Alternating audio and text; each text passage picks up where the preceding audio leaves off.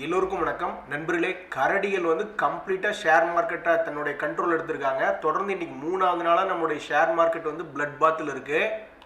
Share மார்க்கெட்டில் எல்லாமே டக்கு டக்குன்னு தாங்க நடக்கும். இங்கே பாருங்கள், இன்னைக்கு 17,589 பார்த்துட்டு இருக்கோம். இன்னைக்கு 300 பாயிண்ட் பக்கம் இறங்கியிருக்கு.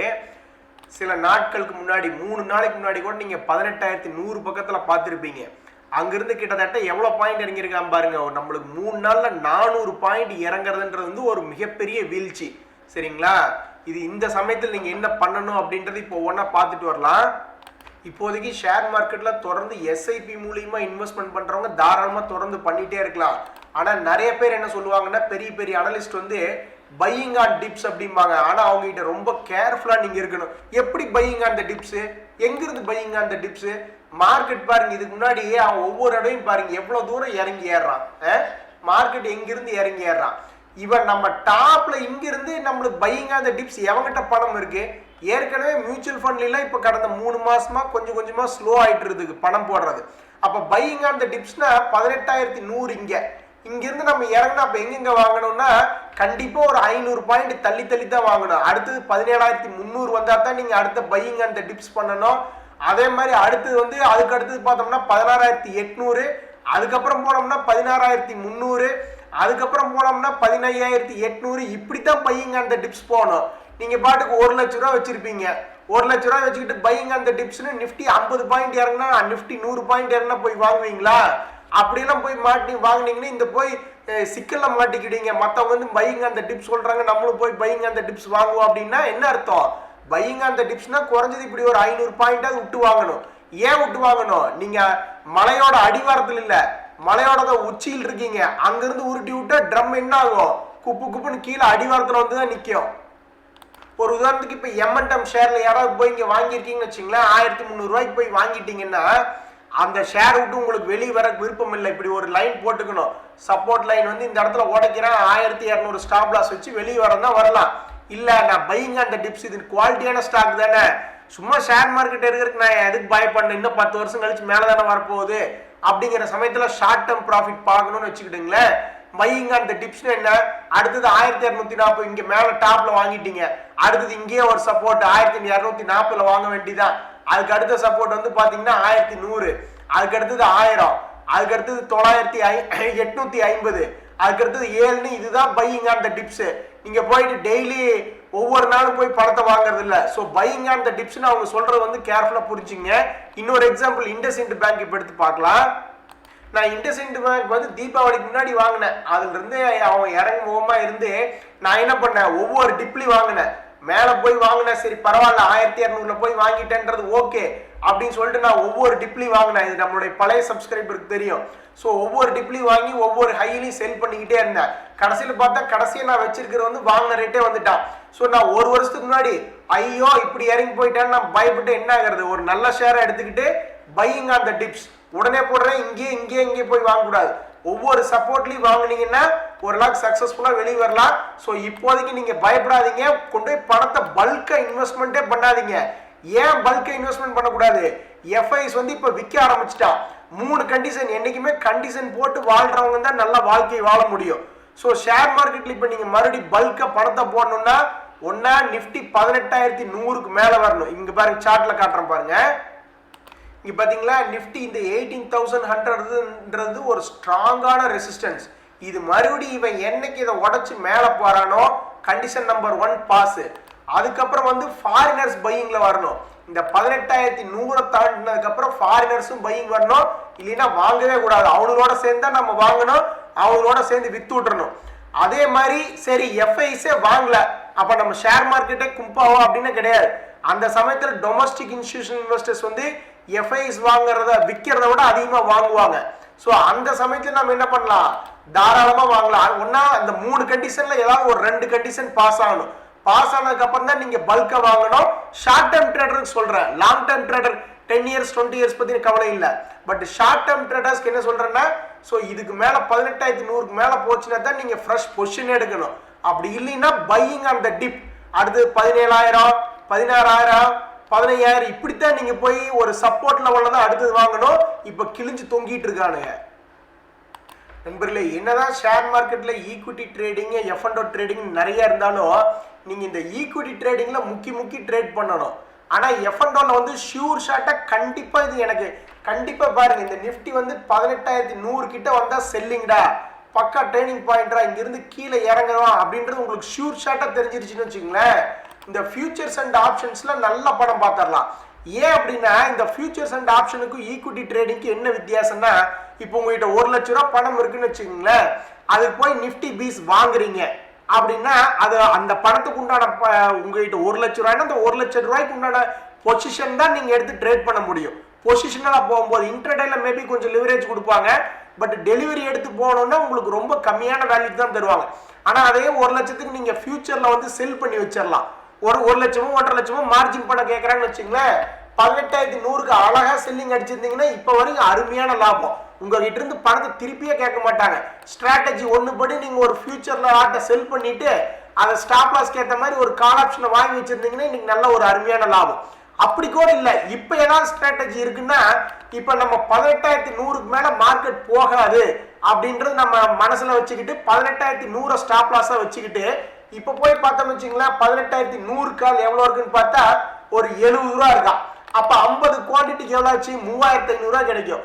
ஸோ 3,500 இதை பிடிச்சி வித்து விட்டுற வேண்டியதா செப்டம்பர் கால் ஆப்ஷன். அப்போ என்ன ஆகும், 3,500 விற்றதுக்கு அப்புறம் மார்க்கெட் திரும்பி எப்போ 18,100 வர்றானோ அப்போ இதை ஸ்டாப் லாஸ் போட்டு வச்சுக்க வேண்டியதான்.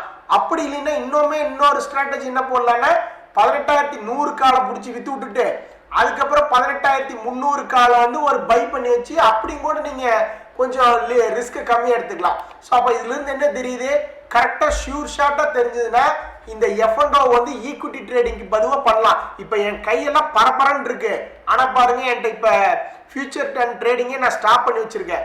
ஸ்டாப் பண்ணாமல் தீபாவளிக்கு அப்புறம் ஏதாவது பண்ணிக்கலான்னு வச்சிருந்தேன். ஸோ பண்ணாமல் வச்சிருந்தேன்னா இந்த ஃபியூச்சரை ஷார்ட் அடிச்சிருப்பேன். நேற்றே வந்து நான் ஒரு போஸ்ட் மெசேஜ் போட்டிருந்தேன், 18,100லேருந்து மார்க்கெட் இறங்குங்க, 18,100 ஒரு டேர்னிங் பாயிண்ட் அப்படின்றத போட்டிருந்தேன். டேர்னிங் பாயிண்ட் போட்ட இன்னைக்கு 3வது நாளில் 17,600 வந்துட்டான். ஸோ ஒரு தடவை என்னை ஏமாத்தினான். எப்போ ஏமாத்தினான் தெரியுங்களா, போன வாரத்துக்கு முந்தின வாரம் 17,700லேருந்து 18,200 அல்லது 17,200 ஒரு 10 நாளுக்குள்ள வரும்னு எதிர்பார்த்தேன். கரெக்டாக அவன் 18,100 வரைக்கும் வந்துட்டான். அப்பவே எனக்கு டேர்னிங் பாயிண்ட் மறுபடியும் கிரியேட் ஆயிடுச்சு. ஸோ 18,100லேருந்து மேலேயோ கீழே 500 பாயிண்ட் எதிர்பார்த்தேன். அழகா 17,200 வெறும் 2 நாளில் வந்துட்டான். ஸோ நம்மளுக்கு ஓரளவுக்கு சக்ஸஸ் தான். பட் எனிவே அதை நான் எதுவுமே அப்ளை பண்ண முடியல. ஸோ எஃப்என்டோவில் ட்ரேட் பண்ணுறதுக்கு முன்னாடி அதில் செட்டில்மெண்ட் ரிஸ்க் எல்லாம் இருக்குது. எஃப்என்டோ பேன் அப்படின்ற மாதிரி உங்களுக்கு தெரியாத சில புதிரான வார்த்தைகள் இருக்கலாம். அது வந்து நீங்கள் போட்டு சர்ச் பண்ணி பார்த்தீங்கன்னா தெரிஞ்சிடும். இல்லைனாலும் இன்னொரு நாள் இந்த எஃப்என்டோ பொறுத்த வரைக்கும் நிஃப்டியில் ட்ரேட் பண்ணிட்டீங்கன்னா எந்த பிரச்சனையும் இல்லை. நிஃப்டி ஆப்ஷனோ நிஃப்டி ஃபியூச்சரோ பண்ணிட்டீங்கன்னா, ஆனால் ஸ்டாக்குக்கு போனீங்கன்னா அதில் செட்டில்மெண்ட் ரிஸ்க் இருக்குது, எஃப்என்டோ பேன் ரிஸ்க்லாம் இருக்குது. அது இன்னொரு நாள் டிஸ்கஸ் பண்ணுவோம். இப்போதைக்கு முக்கியமாக நான் இது என்ன சொல்கிறேன்னா, இது அல்வா குட்டி மாதிரி என்னைக்காவது ஒரு நாள் இப்படி ஒரு ஆப்பர்ச்சுனிட்டி கிடைக்கும். கரெக்டாக இங்கே பார்த்தீங்களா, முட்டிட்டு எப்பாவது ஒரு இடம் மேலே போகிறான், முட்டிட்டு எப்பாவது ஒரு இடம் ஷார்ப்பாக கீழே வர்றான். ஸோ அந்த சமயத்தில் இப்போ கூட யாராவது நான் ஷார்ட் அடிக்கணும் அப்படின்ற மாதிரி இருந்தால் 18,000 இந்த 18,100ல் நான் ஷார்ட் அடிக்காம விட்டுட்டேன் அப்படின்ற மாதிரி நீங்கள் நினச்சிங்கன்னா 18,100 அப்படின்ற கால் ஆப்ஷனை பிடிச்சி வித்துவிட்டு அவரோட ஹெட்ஜிங்க்கு 18,300 கால் ஆப்ஷனுக்கு இது வாங்கி ஒரு மாதிரி கொஞ்சம் கிரெடிட் வந்து நீங்கள் எடுத்துக்கலாம் அப்படின்றத நான் உங்களுக்கு தெரிவிச்சுக்கிறேன். நண்பர்களே, சில முக்கியமான ஸ்டாக்ஸ் வந்து பார்க்கலாம். ஸோ இன்னைக்கு நீங்கள் பார்த்தீங்கன்னா வேதாந்தா ஷேர் வந்து 6% இறங்கியிருக்கான். அதுக்கு முன்னாடி பார்த்தீங்கன்னா தொடர்ந்து 5 நாளாக ஏன் ஏறி வந்தானா இந்த மாதிரி செமிகண்டக்டர் பிஸ்னஸ், அதுபோக ஒடிசாவில் நிறைய இன்வெஸ்ட்மெண்ட் அப்படின்ற மாதிரி சொல்லிட்டே வந்துட்டு இருந்தாங்க. அதனால நல்ல ரேலி 268 ரூபாயிலிருந்து கிட்டத்தட்ட 315 ரூபா வேதாந்தா அருமையான ரேலி. பட் இப்போ அதில் கொஞ்சம் கிளாரிஃபிகேஷன் கொடுத்துருக்காங்க. எங்களுடைய செமிகண்டக்டர் பிஸ்னஸ் வந்து எப்படி நாங்கள் அதை பண்ண போகிறோம் அப்படின்ற சில கிளாரிஃபிகேஷன்லாம் கொடுத்ததுக்கப்புறம் மார்க்கெட்டு இன்னைக்கு வீக்கு, அதனால் பிடிச்சி அதை ஒரு 7% அடிச்சு விட்டாங்க. அதே மாதிரி தான் யூபிஎல் அப்படின்ற ஷேர் வந்து இத்தனைக்கு ஒரு ப்ராஜெக்ட் வந்து அக்வயர் பண்ணியிருக்காங்க. சோலார் அண்ட் விண்ட் பவர் ரிலேட்டடான ப்ராஜெக்ட், பவர் ப்ராஜெக்ட் வந்து அக்வயர் பண்ணியிருக்காங்க. ஆனால் அதையும் பிடிச்சி அடிச்சிருக்காங்க.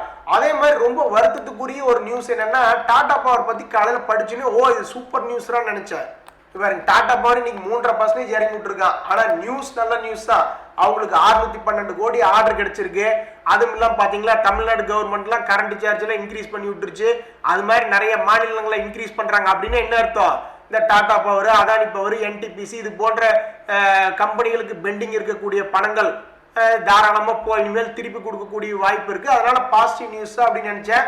ஆனால் நம்ம ஒன்று நினைக்கிறது ஒன்று நடக்கிறது ஒன்றுங்கிற மாதிரி டாடா பவரை பிடிச்சி கும்பா பாடி விட்டாங்க. மைண்ட்ரியும் அதே மாதிரி தான் 3% இறங்கியிருக்கு.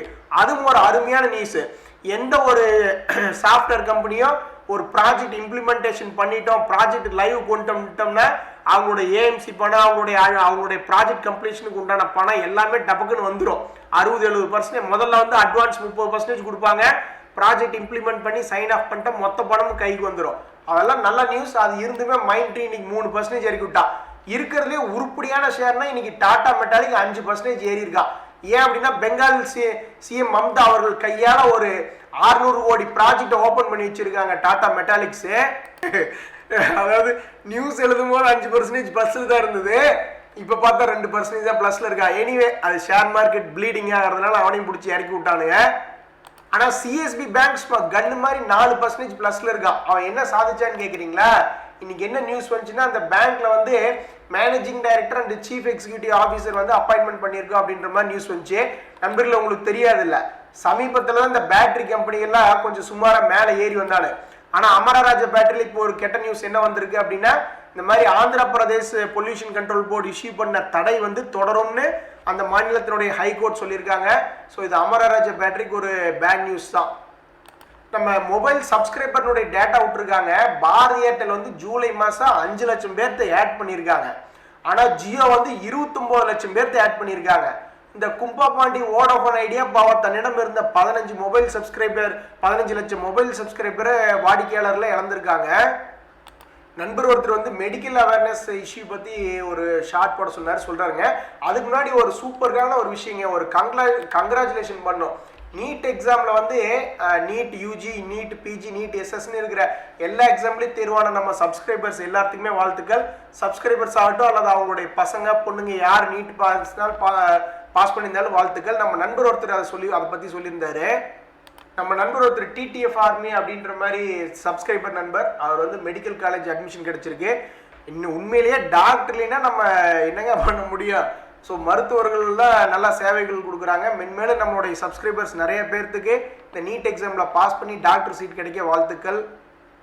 நம்ம நண்பர் ஒருத்தர் கரெக்டாக சொல்கிறாரு, ஐடி செக்டர் ஏறாமல் நம்ம நிஃப்டி மேலே ஏறாதுங்கிறாரு. அதாவது நிஃப்டினுடைய போக்கு இப்படித்தான் இருக்குது, மேலே ஏறி வர போக்கு. ஆனால் ஐடினுடைய போக்கு எப்படி இருக்குன்னா, ஜான் ஏறினால் முளம் சறுக்குங்கிற மாதிரி அவனுடைய இண்டெக்ஸ் இப்படி கீழே போயிட்டு இருக்கு. அப்போ கண்டிப்பாக இவனை கைத்தை கட்டி அப்படியே கீழே தான் இழுத்துட்டு வர ஐடி. ஸோ அதனால தான் நம்மளுக்கு பெரும்பாலும் கும்பா பாடிட்டு இருக்கு. இன்றைய தகவல்லாம் உங்களுக்கு உதவியாக இருந்தால் எனக்கும் சந்தோஷம் தாங்க நண்பர்களே. ரொம்ப நன்றி, வணக்கம்.